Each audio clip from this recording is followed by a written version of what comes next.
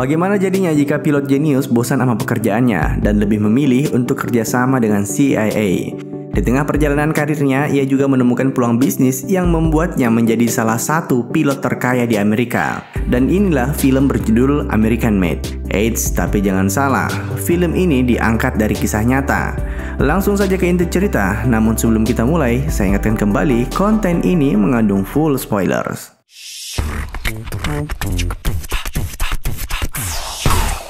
Film ini diangkat dari kisah nyata di mana pada tahun 1978, di saat belum lama perang di berbagai belahan dunia telah berakhir, seorang pilot sebuah maskapai ternama di Amerika bernama Barry Seal terlihat sedang bekerja membawa penumpang dari satu kota ke kota lainnya. Di saat orang-orang bangga akan pekerjaan pilot di masa itu, Barry sendiri terlihat sangat bosan dengan rutinitasnya. Bahkan, sesekali ia mematikan sistem autopilot pada pesawatnya dan sengaja membuat turbulence untuk sedikit menghibur dirinya.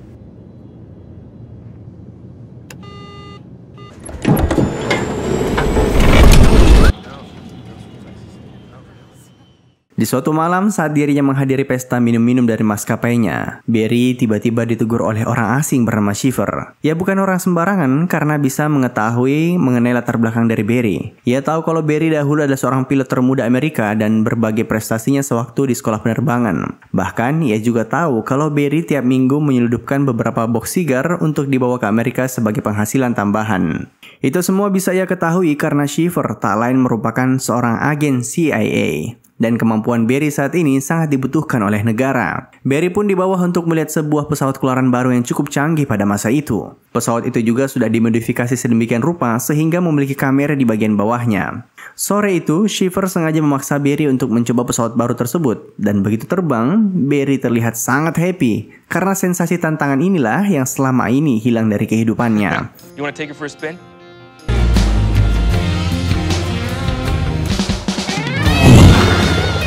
Maka dari itu pas pulang, Barry menceritakan kalau ada perusahaan konsultan yang ingin mempekerjakannya. Namun istrinya bernama Lucy tak setuju karena ingin suaminya bekerja di perusahaan yang lebih jelas. Alhasil ia pun harus kembali ke rutinitasnya yang membosankan. Namun tiba-tiba saat akan take off malam itu, Barry membulatkan tekadnya untuk resign dan memilih bekerja untuk CIA. Tentu saja keputusannya ini ia sembunyikan dari istrinya. So, apa sih sebenarnya tugas dari Barry?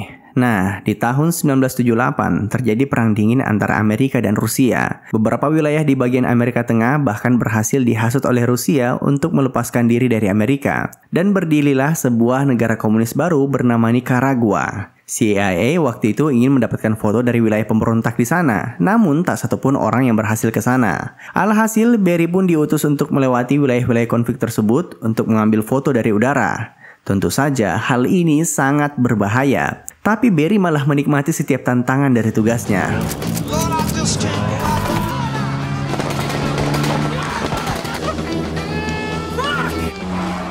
Bahkan petinggi Shiver di kantor terlihat sangat bahagia akan kinerja Barry yang bisa mengambil foto markas musuh dari jarak yang cukup dekat, yang tak satupun orang berhasil lakukan sebelumnya. Namun, sekalipun kinerja Barry sangat memuaskan, negara tak juga menaikkan gajinya. Sedangkan Barry sendiri membutuhkan penghasilan tambahan karena kini ia memiliki 2 orang anak. Yang ada, malah Barry hanya diberikan misi tambahan. Kini, tiap minggu ia harus terbang ke kota Panama untuk mengantarkan segepok amplop ke seorang kolonel di sana, sebagai bayaran untuk informasi rahasia pergerakan komunis di wilayah pemberontak.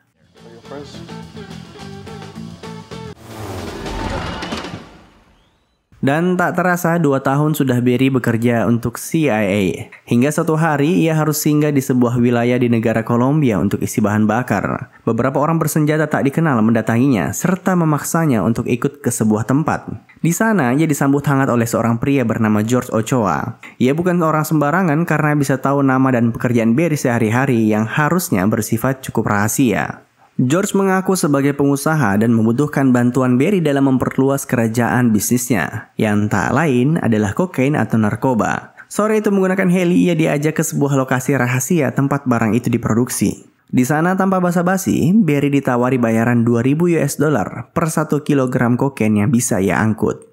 Tentu saja Barry langsung tertarik. By the way, George dalam menjalankan bisnis ini ditemani 2 rekan lainnya. Satunya bernama Carlos dan yang terakhir bernama Pablo Escobar. Yap, sang Pablo Escobar. mantan pemimpin kartel terbesar di dunia di masa mendatang.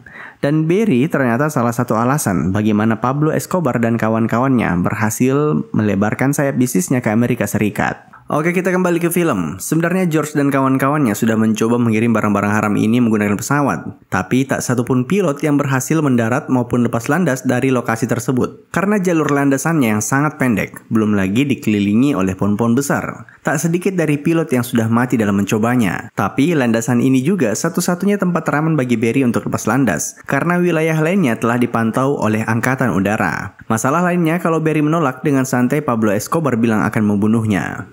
Nah, Barry pun menerima tawaran tersebut, tapi tidak serta-merta mengikuti kemauan George dalam sistem pengiriman barangnya. Barry bilang pesawat tak akan mendarat di bandara yang ia mau karena hanya akan membuatnya tertangkap. Alih-alih pesawat nantinya akan terbang rendah dan kemudian paket-paket tersebut akan dia jatuhkan ke titik tertentu melalui sebuah lubang pada tengah pesawat. Barang haram itu pun diangkut ke pesawatnya dan jumlahnya mencapai 300 kg.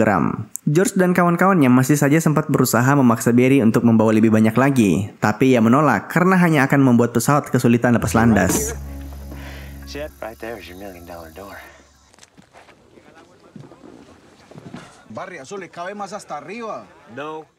Singkat cerita, akhirnya Barry pun berusaha take off dari landasan gila tersebut. George dan kawan-kawannya bahkan sudah bertaruh duluan sebelum Barry lepas landas. Akankah ia berhasil atau akan mati seperti pilot-pilot lainnya?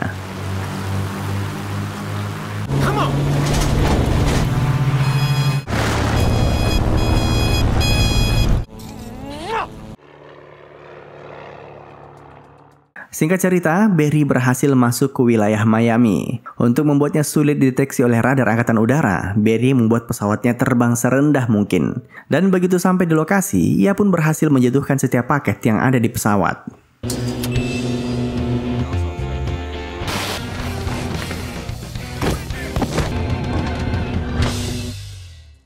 Kesuksesan pengantaran ini membuat George dan kawan-kawannya berpesta pora. Barry langsung disanjung oleh mereka. Ia pun menerima bayaran pertamanya, satu tas berisikan uang senilai 600.000 US dollar. Jumlah yang sangat fantastis di tahun 1980. Belum lagi itu fee hanya untuk sekali angkut. Tapi kesenangan itu tak berlangsung lama. Karena siang itu juga markas tersebut tiba-tiba ada penggerebekan besar-besaran. Alhasil Barry pun ikut dijebloskan ke penjara. Sedangkan Pablo dan kawan-kawannya malah dibebaskan duluan.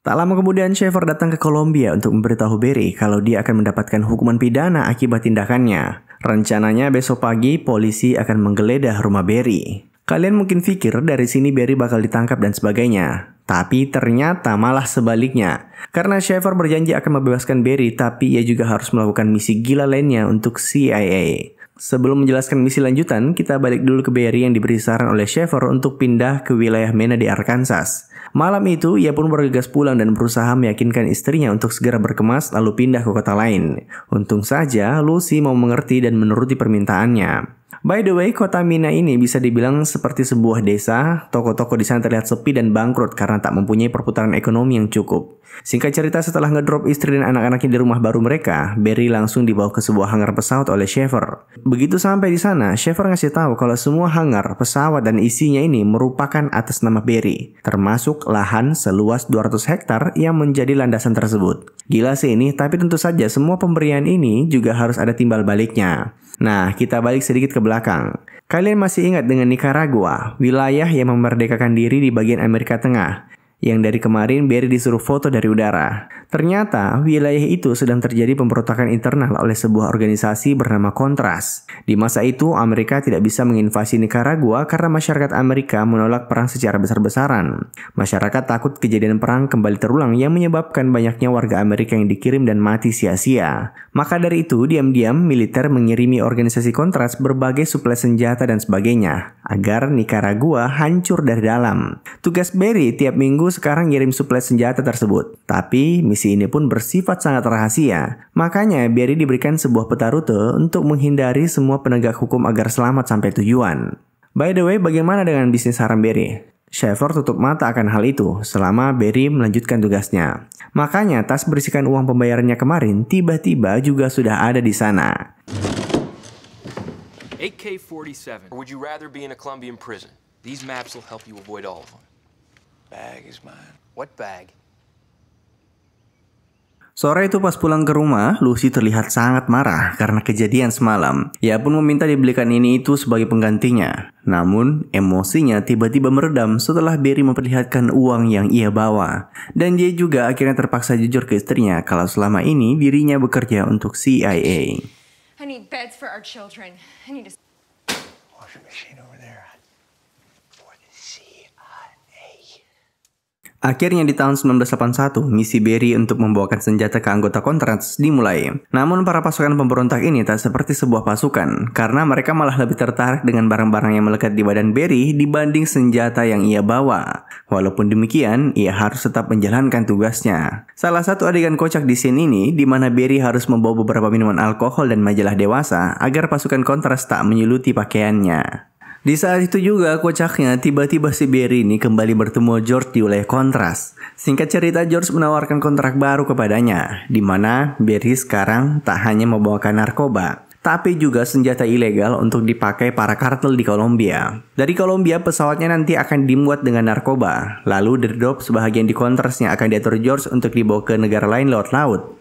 Sisanya Barry bawa ke Amerika, dan seperti biasa ia jatuhkan di tengah udara pada sebuah rawa yang ia lewati. Kini pulang pergi, pesawat Barry penuh dengan muatan, dan artinya menghasilkan duit berlimpah. Sampai-sampai ia harus membeli 4 pesawat dan mempekerjakan 4 pilot handal lainnya. Dan dari sini, bisnis Barry terus meningkat pesat. And fly on to the Contra training camp. The operation got so big, I called these boys my snowbirds. Beberapa waktu kemudian, Sheffer kembali datang dan memberitahu Barry kalau sebahagian lahannya akan digunakan untuk kamp pelatihan militer. Namun untuk siapa? Tak lain untuk anggota Contras. Sekarang tak hanya membawakannya senjata, Barry bahkan disuruh CIA untuk mengangkut anggota Contras dari Nicaragua ke lahannya. Di sana mereka akan diberikan pelatihan militer. Namun orang-orang Contras ini terlalu senang dengan Amerika dan tak sedikit dari mereka yang kabur dari kamp pelatihan. Pada intinya, Barry tidak peduli seberapa gila misinya. Yang penting, bisnis sampingannya juga berjalan dengan lancar.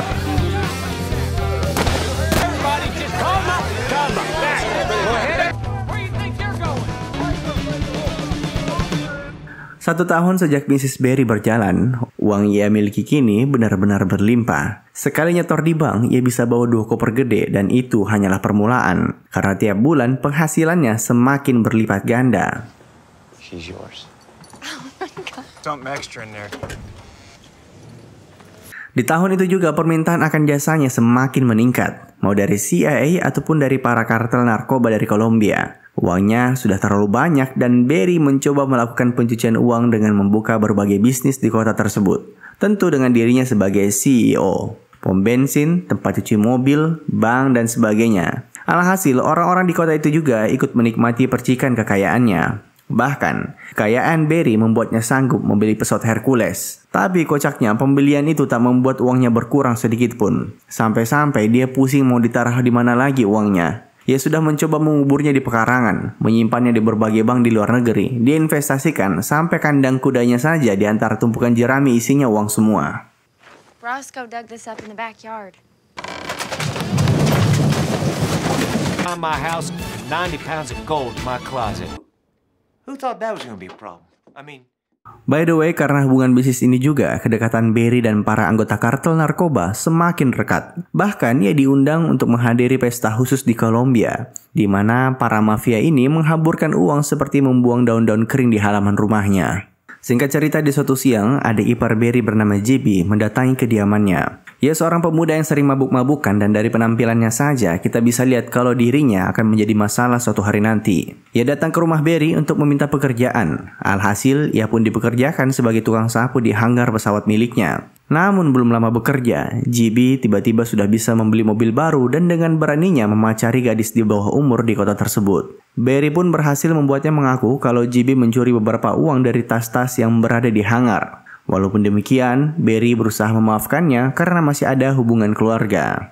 Waktu pun berlalu dan di tahun 1983, Kepolisian Khusus Tindak Pidana Narkoba Amerika yang disingkat DEA berhasil mengendus pergerakan pesawat-pesawat Barry. Mereka dikejar menggunakan pesawat jet. Pesawat mereka diminta mendarat darurat. Untung saja Barry dengan kejeniusannya berhasil menyadari kelemahan pesawat jet tersebut dibanding pesawat capung miliknya, di mana pesawat Barry bisa terbang cukup lambat dan rendah sehingga menghemat BBM dibanding jet DEA. Yang pada akhirnya setelah mereka diikuti beberapa jam, pesawat jet DEA terpaksa pulang ke kandangnya karena kehabisan bahan bakar. Namun tentu saja DEA juga nggak bodoh-bodoh amat, karena beberapa waktu kemudian mereka juga menggunakan pesawat capung untuk menangkap Barry. Nah, dibanding ditangkap, Barry pun lebih memilih untuk melakukan aksi gila dengan mendaratkan pesawatnya di tengah jalan raya.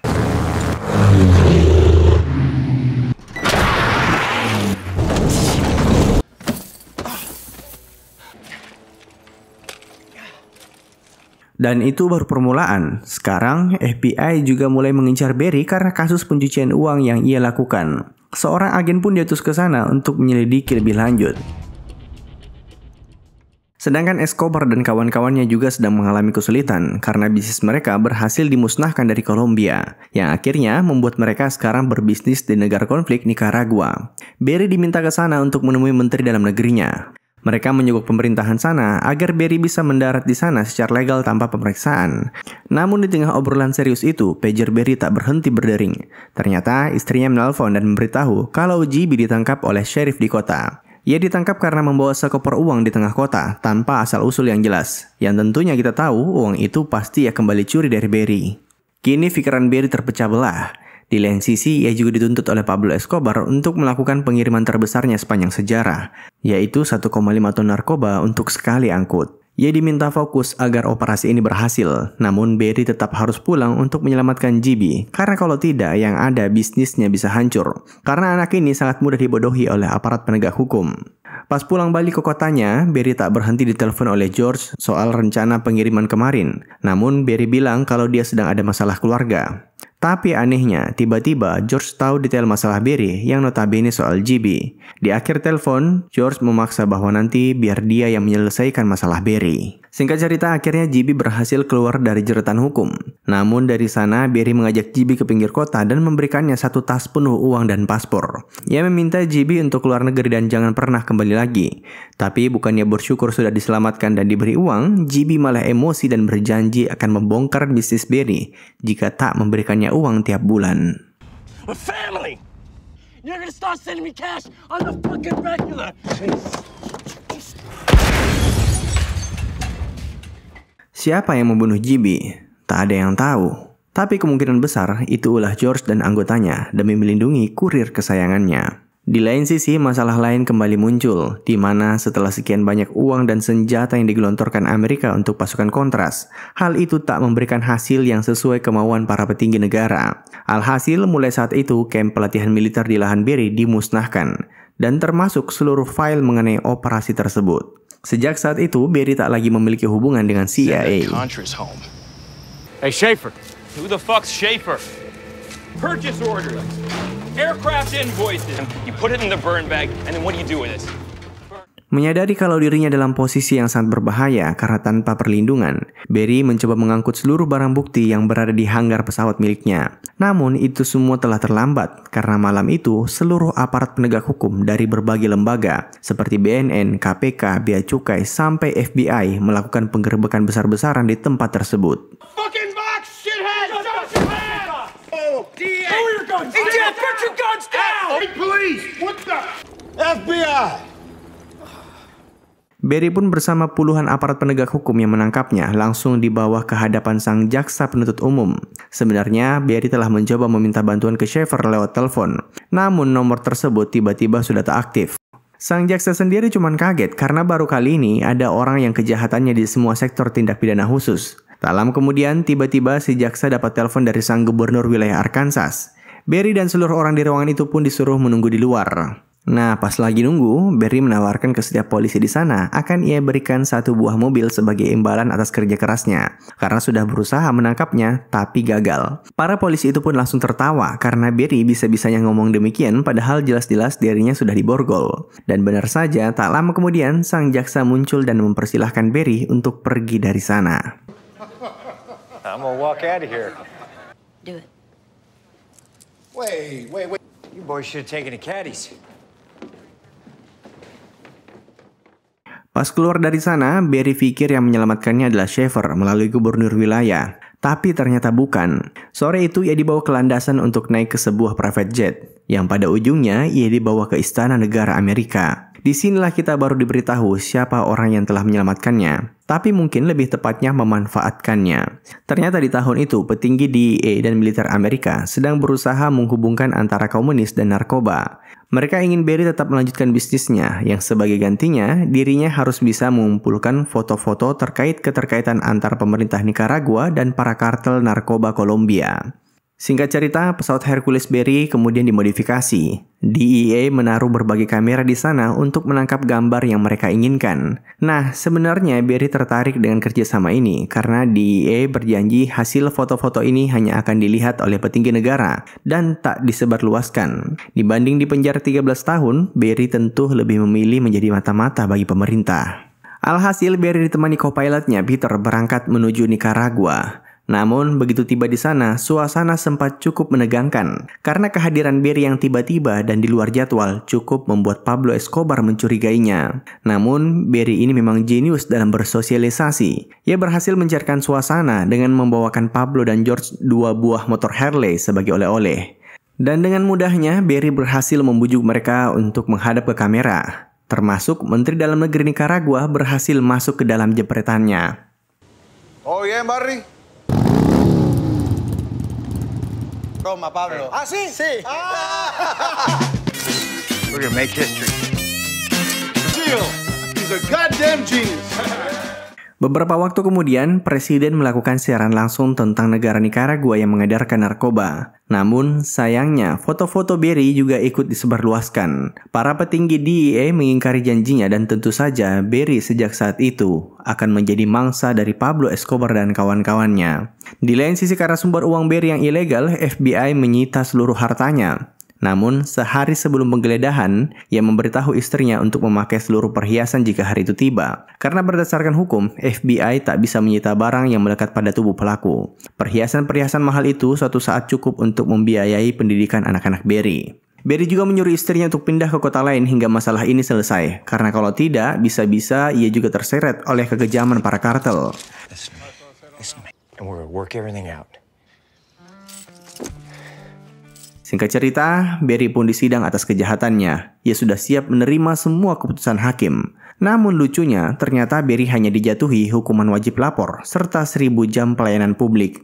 Tapi bebasnya Barry dari penjara bukan berarti sebuah anugerah, karena ia tak bisa lagi hidup tenang di bawah bayang-bayang para kartel yang bisa membunuhnya kapan saja. Maka dari itu, Barry setiap hari nginap di motel yang berbeda demi menghindari hal tersebut. Termasuk, setiap ia menyalakan mesin mobilnya, ia selalu terbayang-bayang kejadian yang menimpa GB. Walaupun berpindah-pindah tempat inap, tapi tetap saja setiap hari Barry di waktu dan tempat yang sama harus wajib lapor di kantor polisi. Karena jika tidak, istrinya bisa ikut dijebloskan ke penjara. Di sela-sela waktunya, Barry juga menyempatkan diri untuk merekam seluruh kisahnya. Mulai dari bagaimana ia bisa menjadi pilot CIA hingga akhirnya menjadi incaran para kartel. Spend every day in a different motel. Thank you. Dan akhirnya pada hari ke-36, saat ia akan melakukan wajib lapor, di parkiran tiba-tiba Barry didatangi oleh 2 orang bersenjata. Tak lama kemudian, jasad Barry ditemukan di dalam mobil beserta seluruh hasil rekaman videonya yang berada di bagasi. Tak lama setelah kejadian itu, Peter juga ikut ditangkap. Sedangkan pilot-pilot lainnya tak ada yang tahu keberadaannya. Pesawat Hercules milik Barry juga masih dipakai negara untuk melanjutkan memasuk senjata di Nicaragua, hingga akhirnya jatuh karena ditembaki militer sana. Lucy sendiri bersama anak-anaknya hidup dengan tenang di Louisiana. Sehari-hari ia bekerja sebagai pegawai di restoran fast food. Tapi tentunya hal itu ia lakukan hanya untuk sampingan, karena perhiasan yang ia simpan masih berlimpah. Belum lagi dana-dana simpanannya di luar negeri. Oh iya, bagaimana dengan Schaefer? Kini ia naik pangkat dan juga sempat menyadari kalau Amerika mendukung Kontras ternyata demi mendapatkan uranium dari sana.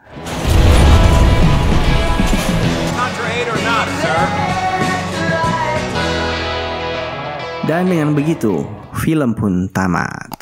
Terima kasih telah menonton. Sampai jumpa di film selanjutnya. Jangan lupa komen, like, dan subscribe. Terima kasih, sampai jumpa.